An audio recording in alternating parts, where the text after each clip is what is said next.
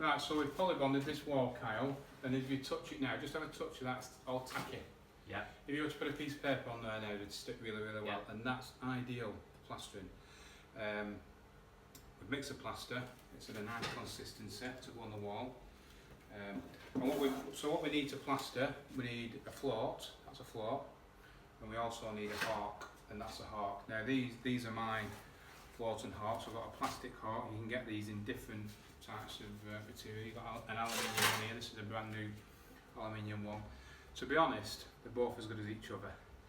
And again, when you're plastering, it's all about keeping things clean. If you look after them, I've had this one now for about 2 years. This is a plastic one. I've had it 2 years. I've done a lot of work with it, and it works really well. This is actually a bit cheaper than the metal ones. The good thing with the metal ones, with them being very, very thin, if you forget to clean it, or there's any problem, you can just tap it, and the plaster falls off. This one, if you tap it, the plaster doesn't come off, and you can end up denting it. But it's just about keeping it clean. Likewise, with the floats, you can buy more expensive ones. This is a raggium one, it's a bit more expensive. This one is just a cheaper one, probably half the cost of that. But again, keeping it clean and nice and shiny, that's the key to good plastering. So we're ready to plaster now. And the other thing I was going to say is when you're mixing your plaster, you want to be able to get the plaster out to the corners of the tub. And if you go for a small trowel like that, that's got a rounded end on, you can buy a full-size trowel that's got a rounded end on, and you can buy one, a smaller one like that, rounded end on. It actually fits the curvature of the tub. Right, okay. So you're getting all the plaster out.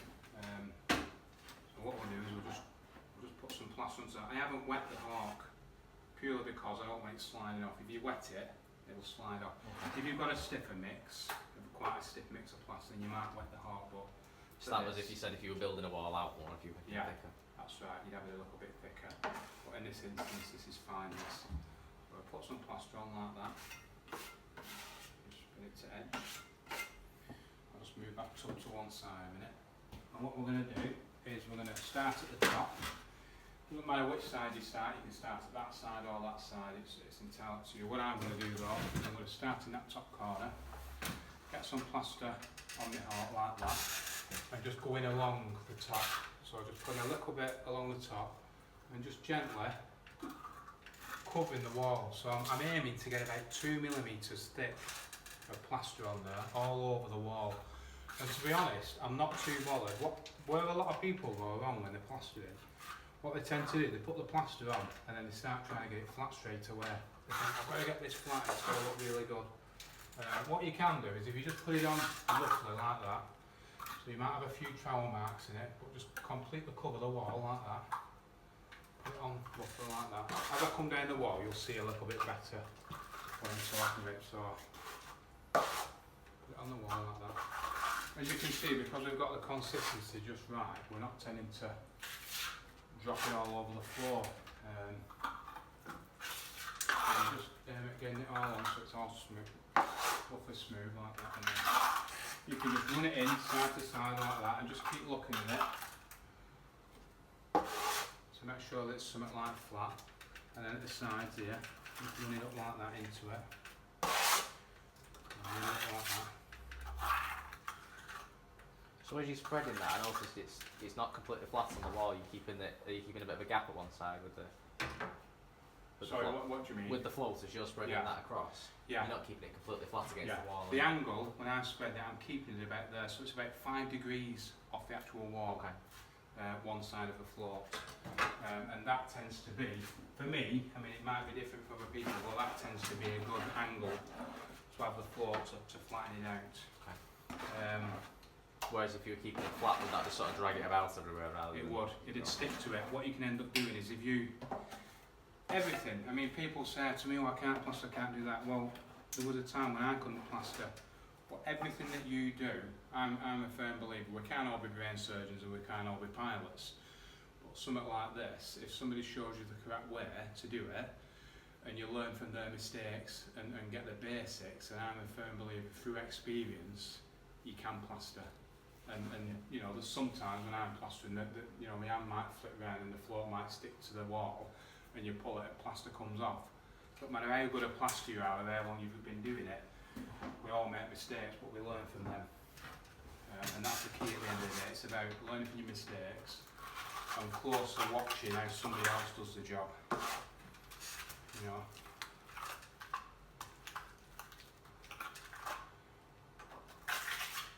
I remember this chap coming to my dad's house when I was 5 years old, and I was absolutely fascinated by this guy.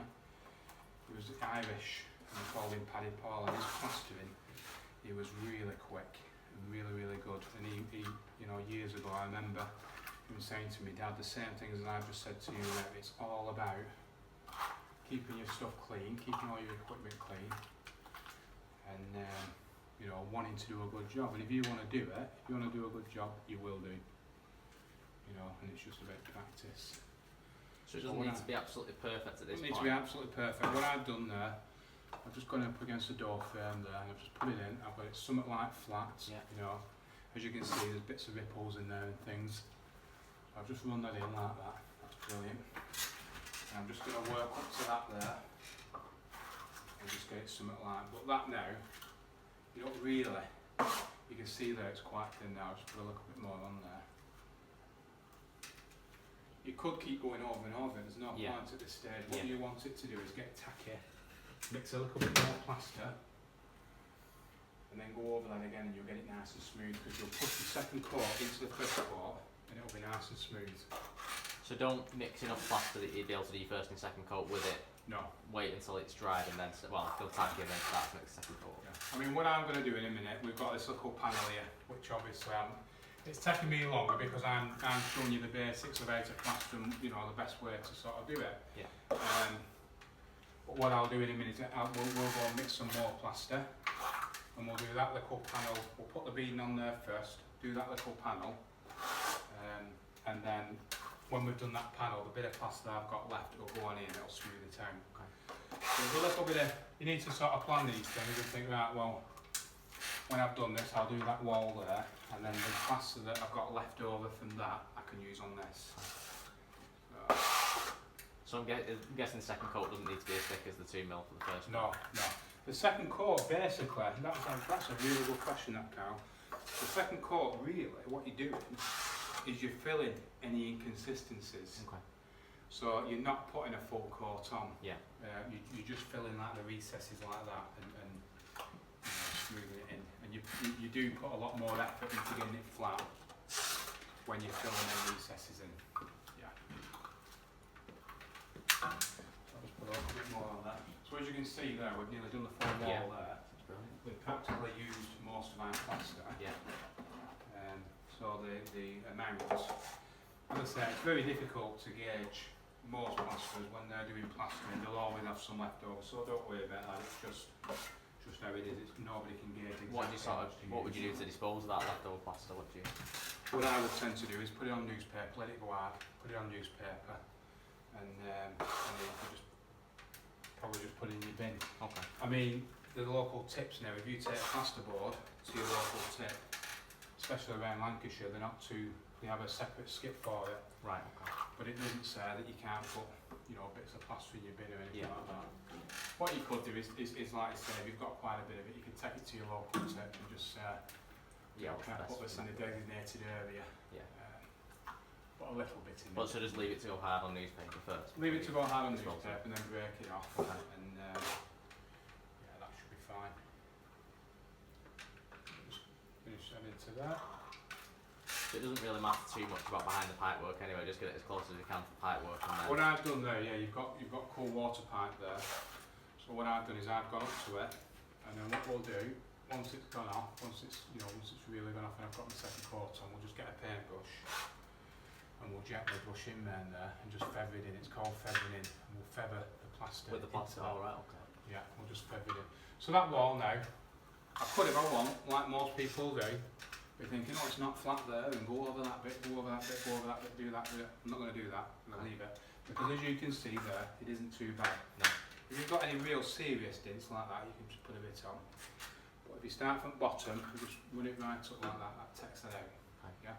So we'll leave that wall now. I think I've got possibly just enough plaster to put a thin cut on there, but I'm not going to do that because I need to put the bead on. Okay. So, when you come to corners, or if you're doing around, say you're doing around the window, and you're skimming the room out, say you've had wallpaper on, you want to plaster it so that you never need to wallpaper again, you want to get it nice and smooth. Usually when you come to a corner like this, you can see the silver of this beading. There's a beading like this behind there. And over the years, as you can see, it's all been patched up and bodged up and things. This is like a cement on here. I don't know what they've used on here, but it's not very, very good. So if I were just to try and plaster that and bring it to the edge, it'd be a mess. I can't get a nice square edge. Yeah. So what we've got here, we've got this angle beading. And this is really, really good in the fact that if you nail a piece of this onto there, it will give you a nice clean edge and it'll look nice, crisp, nice and crisp and new. So what I'm going to do, I'm going to cut this bead into size using these snips. These are just tin snips, but they're really, really good for cutting this type of beading. So just cut that, and there we go. That's just it, Kyle. Put it up to the top like that, and just measure it down, and then I can just use my finger there, cut that to the right size there. Just cut that. Just give you that, Kyle, thank you very much. And then you just open that back up again. Sometimes just crimps it a little bit when you cut it. But you can just pull that back out and open it up. So I'll just try that in there. It's perfect. And what we do, we have to nail this on. So I tend to use either 3/4 inch, 20 or 25mm liquid clay nails. These are galvanised like little roofing nails that we use. And because you've got beading behind, what you're doing essentially when you nail it on is you're nailing through the existing beading. So just tap that on it. You just need a few nails just to hold this on. So one on there. So it doesn't matter about going over the top of the existing beading, that's fine. If anything, it helps because the existing beading has been nailed on and it's strengthened all that corner. Okay. So you're actually going through the galvanised beading underneath. Yes. It's quite a strong job. So what I tend to do is I'll put a couple at the bottom like that, one either side. When you put it on, just look at the beading, because if I just stick a nail in there now, as it is, if I put a nail into one of the nails there as it is now, it's not pushed up against. So as you do it, just push it in against, lean your hand against the top like that, and then put the nail in, because if you don't, it won't be square and it'll bulge out. And when you plaster, you might not see it because you're plastering, but you'll have a belly in your plaster. So just make sure it's really pushed up like that. See, the top there. Put it in there.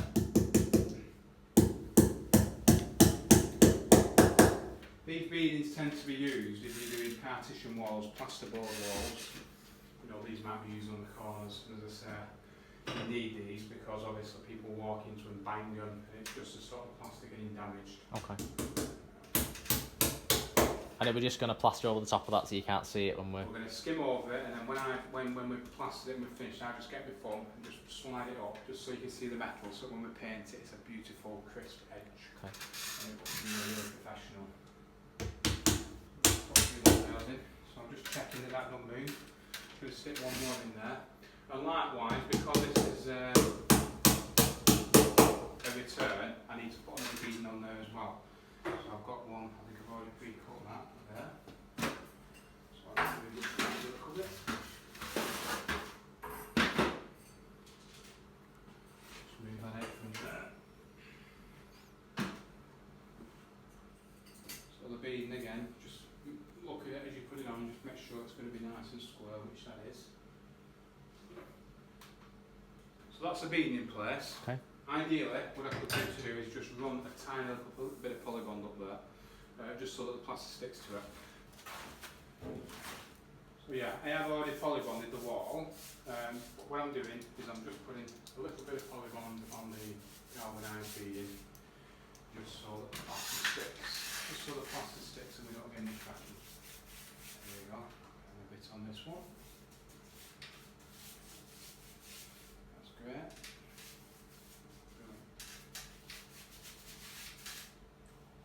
And the aim of the beading on this front here is to get it nice and flat when we plaster it, to get it nice and smooth and nice and flat, so that you just see a nice square edge plastering. It's all done. That's great.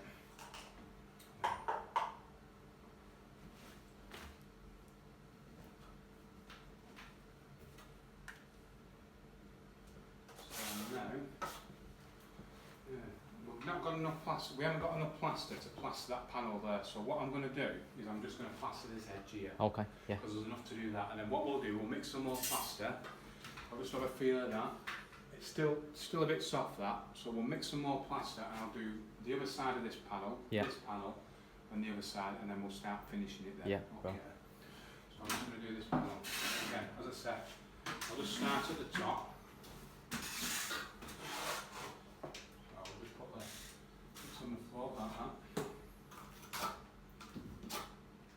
So we're just going straight over there to that beading then? Yeah, we're just going straight up to the beading like that, so try and get it something like flat. Again, when you're doing something like this, don't spend a lot of time thinking, oh, I need to get it flat on the first go. It doesn't matter. When people tend to plaster for the first time, that's what they're trying to do. They're trying to get it there flat, and you're just wasting time because you don't need to. When you put your second coat on, yeah, it really wants to be something like that, you know.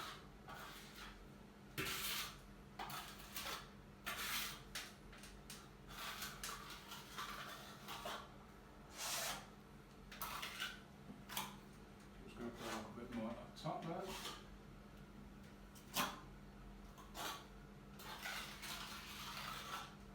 And that is ready for the second coat once it's gone tacking.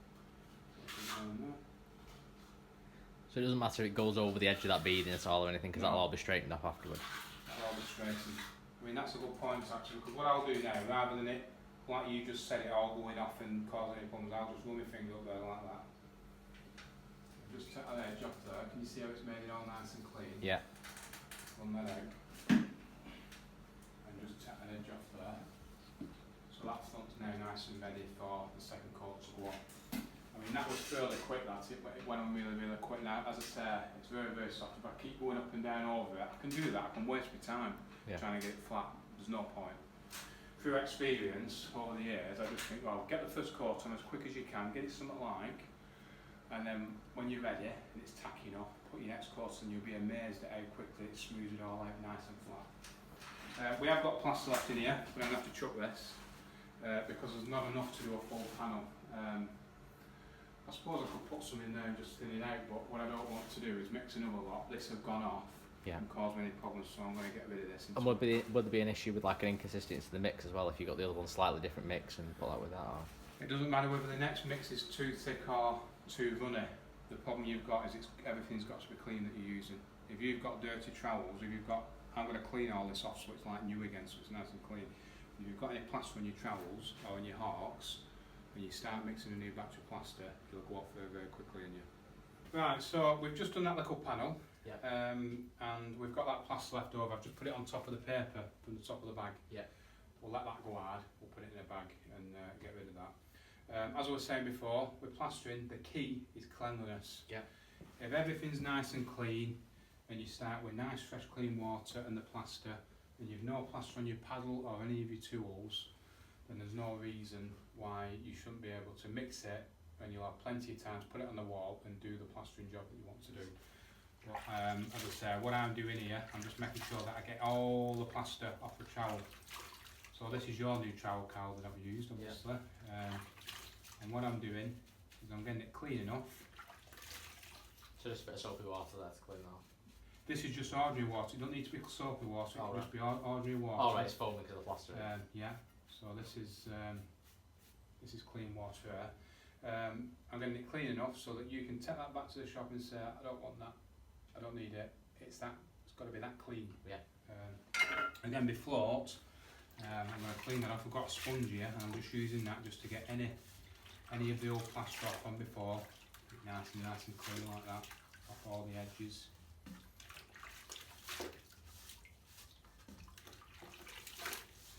Nice and clean there. Obviously, I've cleaned that now. I've cleaned the plaster into that water. Can't use that water for mixing the plaster because it's got plaster in the bottom of it, and that will cause a new plaster with a mix to go off. So we want to make sure that we're using clean water. Now what you might need to do is empty that bucket, because I cleaned the mixer into that one, if you remember.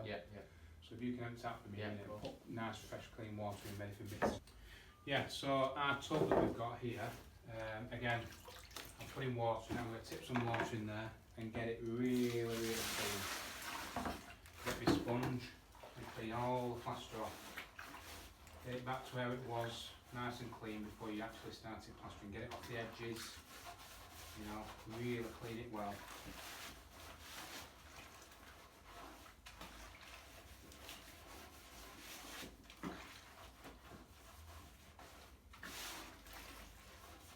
Get all the plaster off there, get all the plaster off from the bottom, you know. I'm just going to go and clean this, set that into there. Again, there's still a little tiny bit of dusty plaster you can see in the bottom. I want it out. I don't want anything in there because it will cause me problems. Tip a bit more water in, swirl it round. Tip the water back in, and that bucket now is clean. There's no plaster that's going to turn my mix, you know, my new mix that I make. It's going to make it go off quicker, so it's nice and clean. The edges is all nice and clean, and that's ready now to plaster again. So I'll just wait for Carl to come back with some clean water. Yeah, so we've got nice clean water now, and we're going to mix some more plaster. I've put my mask back on. Something worth mentioning with these masks, these paper masks, if you're going to use them, push there's a little galvanised aluminium guard over your nose. Push that into your nose to make sure it's a tight fit. Because if you've got gaps, if you just put it straight on when you take it out of the packet, you'll have a gap there, and when you're in all this plaster dust, it's coming in around the sides of the gaps. Okay. And you're breathing that in. Again, if you've got a big bushy beard, you need to be aware that you will be breathing in dust unless you clean shave and clean yourself off, you know, shave yourself off. So we'll put a little bit of water in there, we'll mix a bit more plaster now.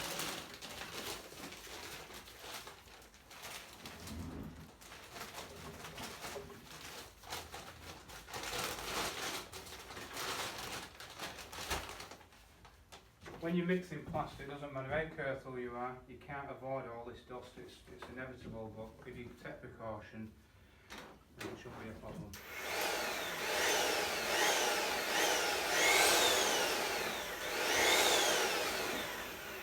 Just needs a bit more plaster now. Carl, can you just hold that for me please, just to steady it while I put a bit more plaster in? Thank you.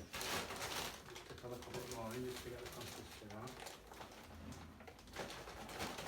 Alright, thank you.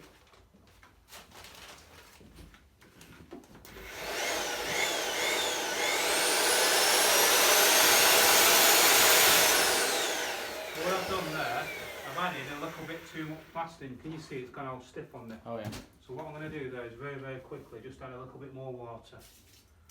Don't add too much because then it goes too sloppy and you end up putting more water in, more powder, more water. So I'll just add a little bit of water.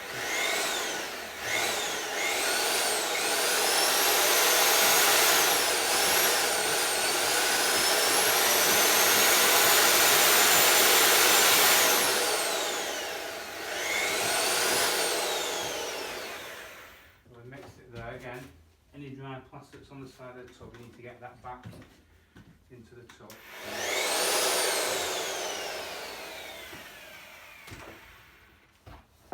So what we do with that is we get the trowel and we just clean the edge of the tub and get the dry plaster back into the middle again.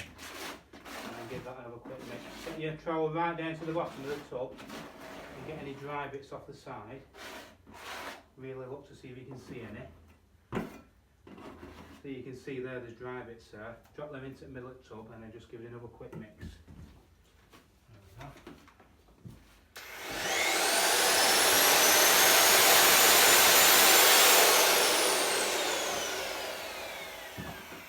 Can you tip me some of that water in there please, Kyle? In the orange bucket? Yeah, in the orange bucket. And then what I'm going to do again, I'm just going to clean this paddle ready for next time for when I plaster.